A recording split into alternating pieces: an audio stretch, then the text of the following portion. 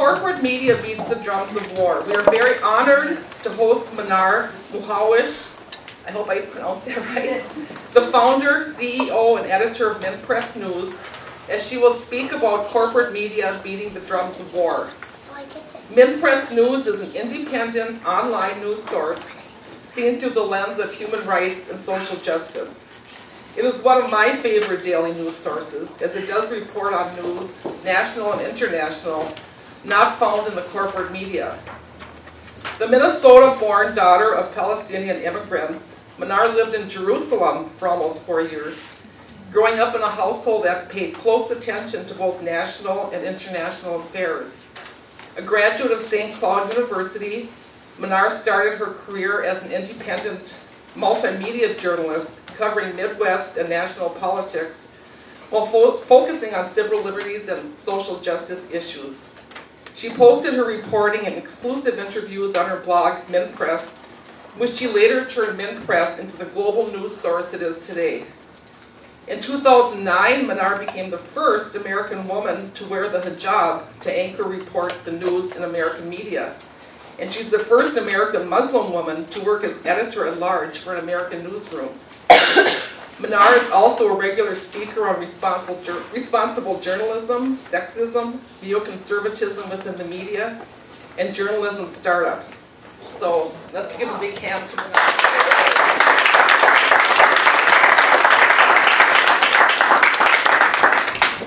Thank you so much. And I'm a big fan of Wham, so I really appreciate you inviting me here today. I guess I have to get closer to this. Yeah, I can't hear you.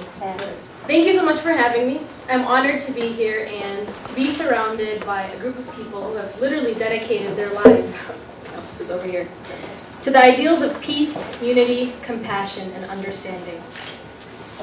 But since September 11th, 2001, it seems like the very basis of that crazy idea of peace is nearly impossible to find in the world we live in today. How we hear and learn about the world, and even about what's going on in our own nation and in our neighborhoods, is through one lens, and that is the media. But never has this lens been more narrow and more extreme than it is today. We do not have a mainstream media anymore. We have an extreme corporate media beating the drums of war. Between the overhyping of topics like Ebola, ISIS, iPhones, Renee Zellweger's facelift, and the personal attacks between the two-party candidates from last week's election who don't necessarily represent the American people, the media is actually training us, to fit the mold of a shallow, consumer-driven society that strives off of fear, sensationalism, and one that supports war. More specifically, the coverage of the Middle East. We have ISIS, the beheading of journalists, Iran's nuclear ambitions, Syrian nuclear weapons, the Sunni-Shiite divide, sectarianism, the rise of jihadi groups, and Palestinian resistance. It seems almost instantly the naive and preconceptions about the Middle East after 9/11 have resurfaced all over again. Muslims are the new boogeymen of our time. Yet those who are truly concerned about war and its human casualty, those who are concerned about the growing inequality in this nation, those who are concerned about climate change, net neutrality, about big money in politics, police brutality, Big Brother, the fading away of our civil liberties, are not the concerns of a fringe minority, nor are these the concerns of the silent majority. These are the concerns of the silenced majority. We are silenced by this corporate media, which is why it's more important now than ever that we take our media back through supporting independent journalism, news outlets like Mint Press. Because without an independent press acting as a watchdog to those in power, we are only feeding into a system that drives revenue to elitists through the most profitable act of business our nation has come too comfortably to love, which is war. Now, between 1983 and the year 2000, our media consolidated from over 50 corporations to about 6. GE, Disney, Viacom, Time Warner, News Corp, CBS. These 6 corporations now own over 90% of what Americans see, hear, and read. These 6 corporations rake in over $300 billion in revenue each year. That's $36 billion more than Finland's GDP. So for the past 30 years or so, it's actually never been a better time for big business like the pharmaceutical industries, like the insurance companies, like oil, defense, and construction companies, special interest groups, and even foreign governments like the Arab Gulf states and Israel to invest in the American media. Between arming separatist militias in Ukraine, Libya, Syria, to providing arms to our allies in Egypt, Saudi Arabia, Sudan, Israel, Iraq, Qatar, and many more, to fighting a war on terror in Somalia, Afghanistan, Yemen, Kenya, Mali, Niger, and everywhere, to propping up US-friendly leaders across the globe and arming revolutions. US-made military weapons can be traced back to nearly every conflict we see in the world today. Yet most Americans aren't aware of this. We don't even know who we're at war with anymore. And speaking of war, the US is now involved in over 134 acts of war. Or none, depending on your definition of war. World War II was actually the last time our Congress declared war. Since then, the conflicts we've come to know as war have actually been congressional authorizations of military force. This kind of doublespeak that our politicians and media uses is supposed to sound very defensive, like we're protecting ourselves from an unknown enemy. But it's a matter of national security. But actually, it's nothing but offensive. As John Kerry put it, we're engaged in a major counter-terrorism operation. This is the war on terror that he is referring to. Now, jumping to the current war we're involved in now, the one that the media has actually fear-mongered the public into supporting is the one against ISIS. It has turned into a gravy train for profits. In a report that we conducted at MidPress, since the beginning of this year, the defense stocks of America's top 5 arms producers, Lockheed Martin, Boeing, General Dynamics, Raytheon, Northrop Grumman, are trading at record prices as shareholders reap the benefits from escalating military conflicts from around the world, including that against ISIS. And this is all it's doing is fueling the very military-industrial complex that has ownership of our media and drives us into war.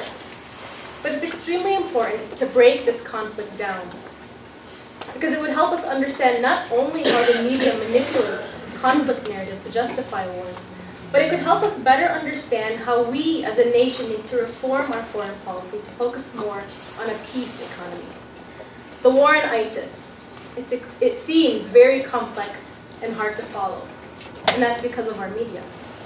The fact is that US intelligence has assessed that ISIS poses no current threat to the US, and this is repeatedly ignored by not only our politicians, but by our media. In the last 2 months, President Obama and John Kerry presented the American public with the idea that ISIS could pose a threat to the US, that it is dangerous, which is why our No Boots on the Ground initiative against ISIS has actually begun, completely contradicting evidence provided by US intelligence. In fact, what the media has done is provided unlimited airtime to these politicians, these analysts and pundits who directly profit from war, who represent the defense industries, who work for the oil companies and construction industries without questioning them once. They tell us it's sectarian. They can't get along. They hate each other. And ISIS will attack us.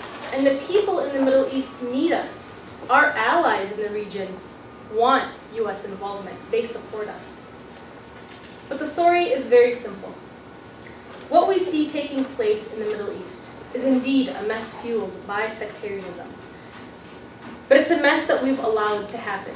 It's a mess that is also being fomented and played by regional competing allies in the Middle East, Turkey, Qatar, and Saudi Arabia. Not only for economic and regional influence, but most importantly for control over gas and oil. Because at the end of the day, it's really not about religion.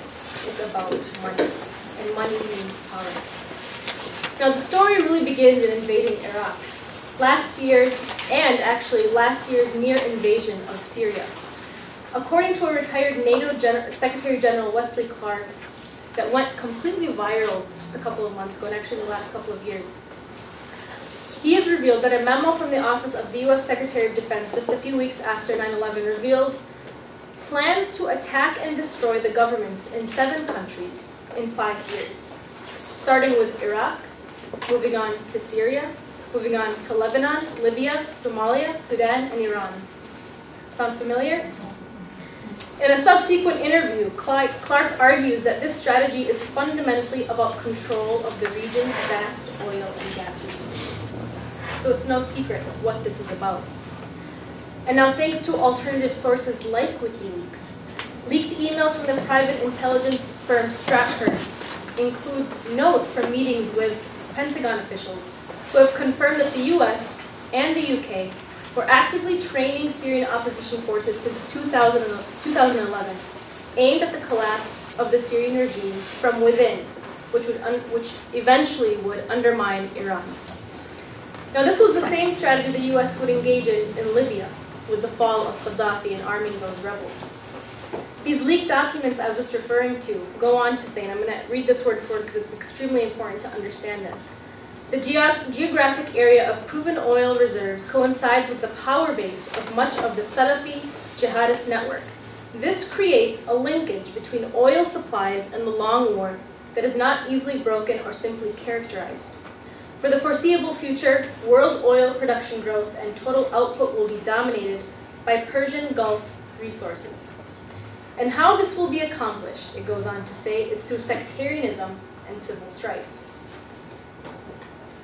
And I'm going to continue reading 2 more paragraphs from this.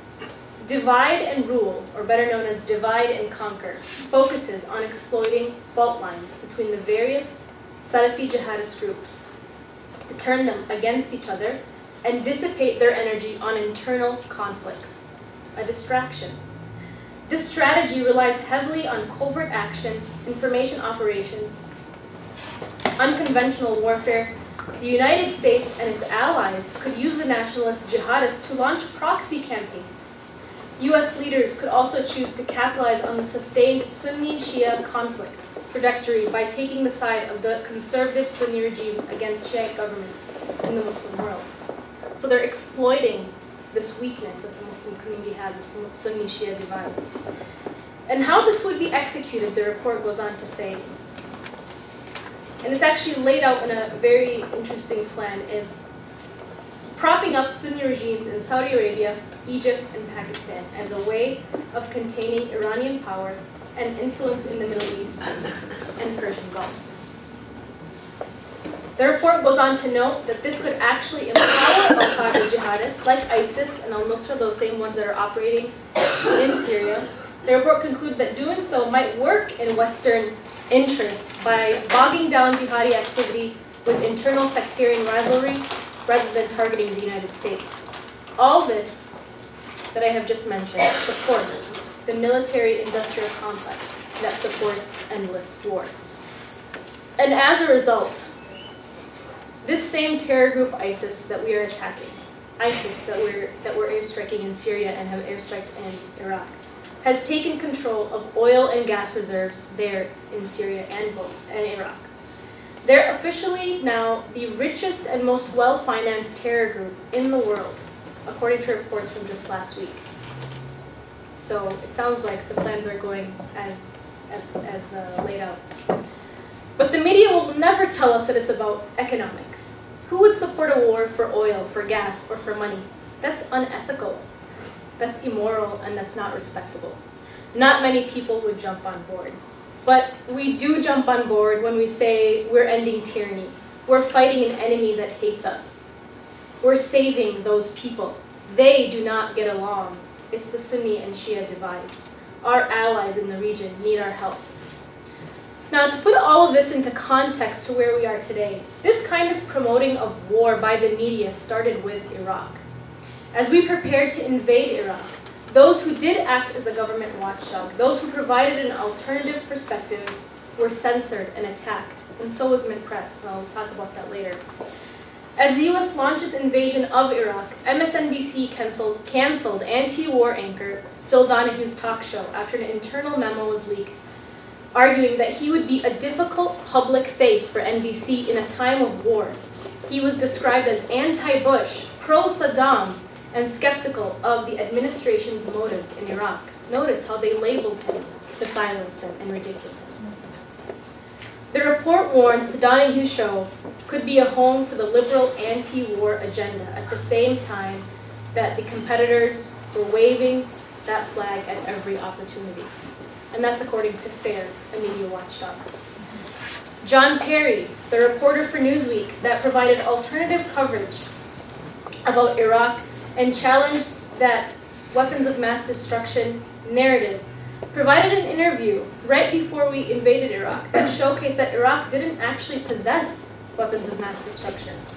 Which, isn't that why we entered the war in the first place? Not only was he ridiculed, but he was smeared. He was called a conspiracy theorist. He was pro-Saddam. He was anti-Bush. And he was unpatriotic. And of course, later we learned that Saddam never possessed WMDs, and our politicians did indeed lie to us about that. And Mint Press has been on the forefront of providing alternative coverage to our wars, including the one we see taking place against ISIS. Now, if we look back to last year when the media was beating the drums of war to attack Syria, and in last year's case, it wasn't ISIS, even though we knew ISIS was very strong in Syria and killing a lot of people and had beheaded thousands of people. It was to save the Syrian people against Syria's regime. CNN, MSNBC, Fox News, trickling all the way down to the local level to our local newspapers and TV stations. Our media once again became the official mouthpiece and microphone to President Obama and Secretary of State John Kerry to promote those airstrikes on Syria. Because as our administration put it, the Assad regime is using chemical weapons against his own people. It was weapons of mass destruction all over again. It was nearly the same narrative we used to justify the war in Iraq, and now we're using it to justify the war in Syria. The Obama administration used the chemical weapons attack as a pretext for war.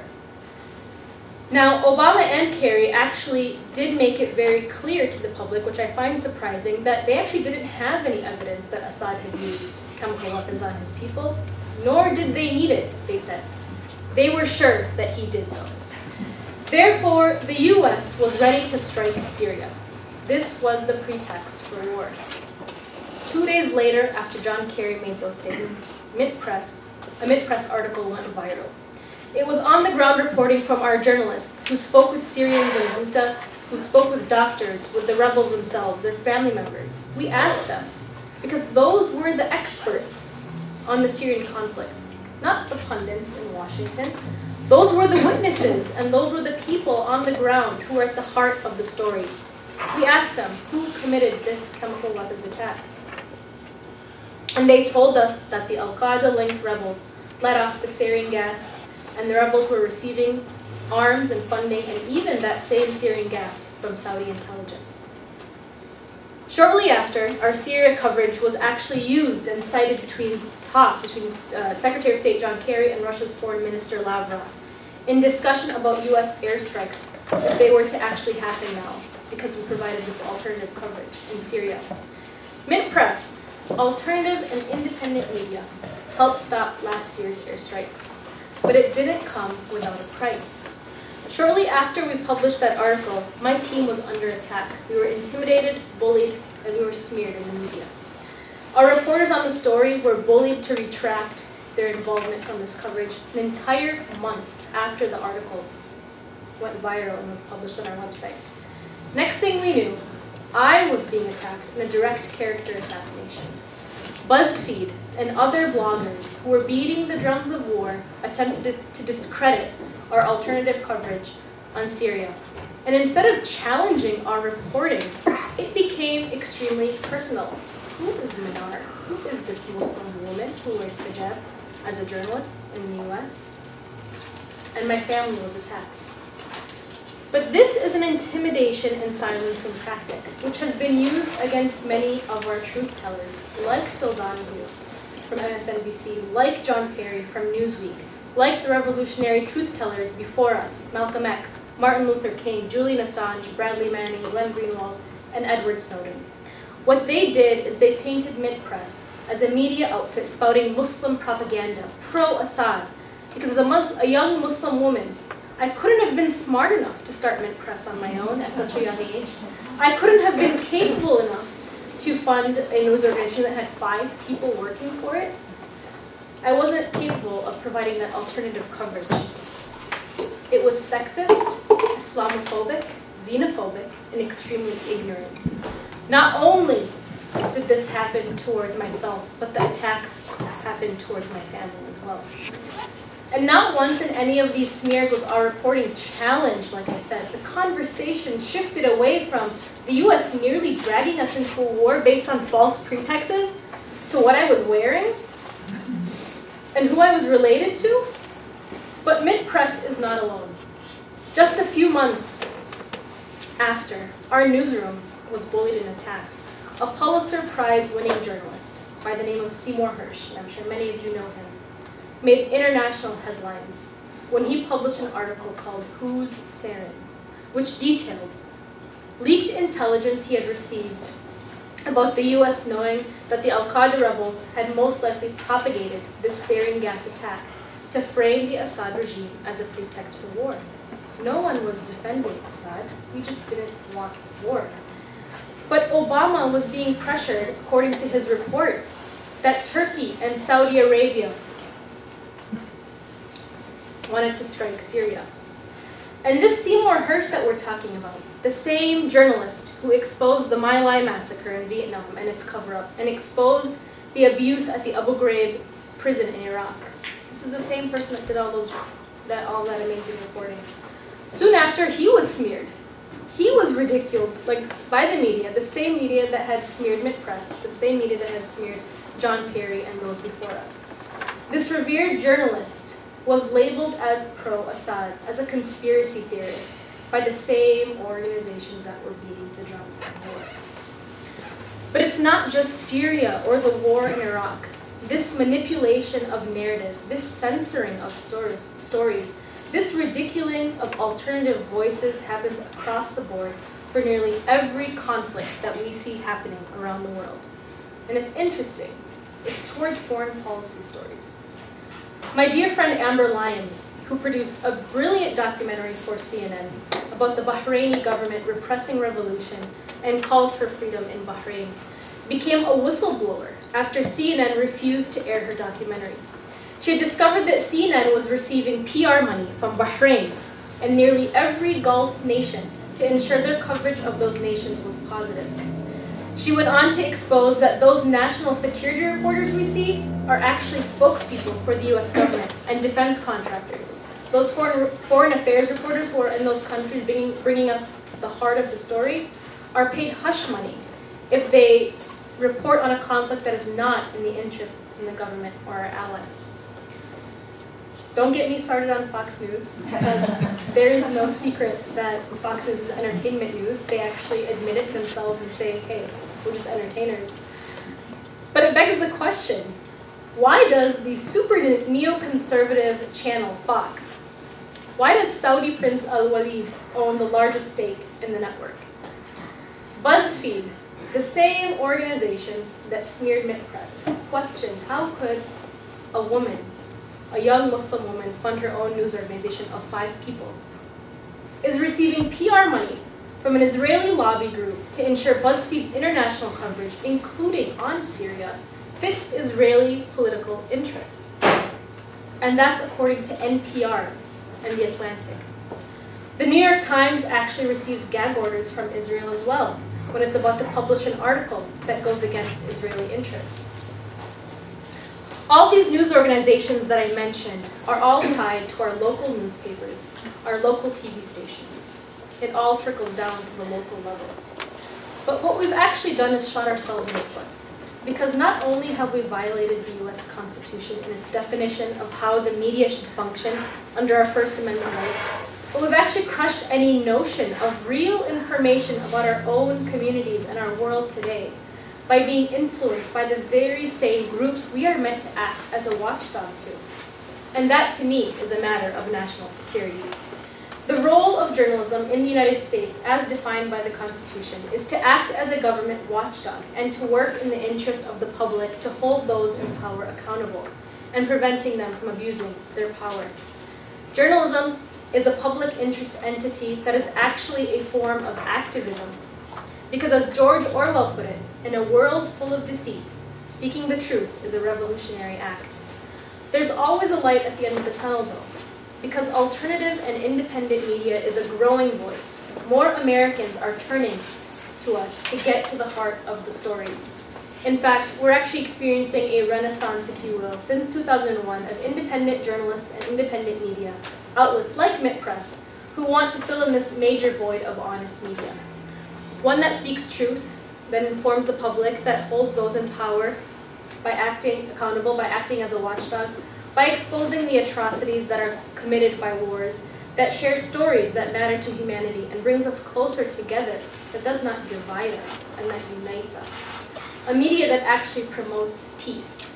Kind of a crazy idea. The world is an extremely complex place, but it can only take independent and alternative media to bring back that understanding that we lack for the world around us. The corporate media divides us. It acts as a dictatorship to say that we are divided between Democrat and Republican, them versus us. It induces fears, it creates boogeymen, and survives off of sensationalism, and to hate what is different. Although the world is complex, we are way more interconnected than we may know. And it's no wonder that now over 70% of Americans actually don't trust the media anymore, according to a recent Gallup poll. 70%. Political language has unfortunately been designed to make lies sound truthful and murder respectful. Excuse me. As Malcolm X once said, if you're not careful, the newspapers will have you hating the people who are being oppressed and loving the people who are doing the oppressing. Today, it's the Muslims. Yesterday, it was the Russians. Just a few years ago, it was the communists. Different enemies, altered narratives, same motives.